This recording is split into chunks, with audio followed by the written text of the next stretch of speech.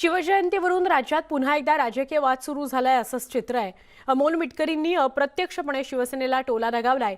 त्यानंतर विनायक राऊतांनी त्याला प्रत्युत्तर देताना अमोल मिटकरी यांनी शिवजयंतीबाबत बोलूच नाहीये असं राऊत म्हणाले। लोकांच्या मनातून तिथीप्रमाणे शिवजयंती साजरी केली जात असल्याचं राऊत म्हणाले।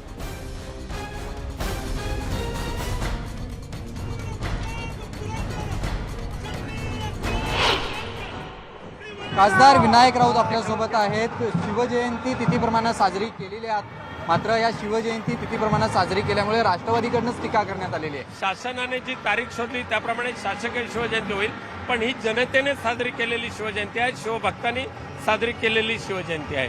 अमोल मिटकरी असं म्हटले, जे राष्ट्रवादीचे आमदार आहेत त्यांनी असं म्हटलंय की तरुणांमध्ये संभ्रम निर्माण होऊ शकतो, तिथीप्रमाणे शिवजयंती साजरी करायचं एक फॅड आहे। मला वाटत नाही हे फॅड वगैरे म्हणण्याची तारीख अमोल मिटकरी साहेबांनी करू नये, कारण शिवभक्तांचा तो अवमान ठरेल। शासनाने शोधून ती तारीख काढली। मुख्यमंत्री उद्धव ठाकरे स्वतः शिवजयंती सोहळ्यामध्ये सहभागी झाले होते। काल खासदारांची तुमची बैठकही झाली, हाच एक प्रकारचा इशारा आहे आजच्या दिवशी। माननीय मुख्यमंत्री उद्धवजी ठाकरे दरवर्षी शिवजयंतीला विमानतळावर येतात, त्यामुळे याच्यामध्ये राजकारण नाही, हे कर्तव्य आहे आणि शिवाजी महाराजांना वंदन करण्यासाठी माननीय मुख्यमंत्री या ठिकाणी आलेले आहेत। शिवसेनेच्या हिंदुत्वावरती प्रश्नचिन्ह निर्माण केले जात आहेत, सातत्याने टीका केली जाते।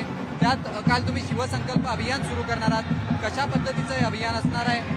शिवसेनेच्या हिंदुत्वावर शंका निर्माण करणारे हे दळबद्री विचाराचे आहे, त्या हिंदुत्वावर शंका घेणं हे त्यांची वैचारिक दळबद्रीपणा आहे। Video journalist Sandeep पवारचा Vishal Patil, news 18 Lokmat, Mumbai.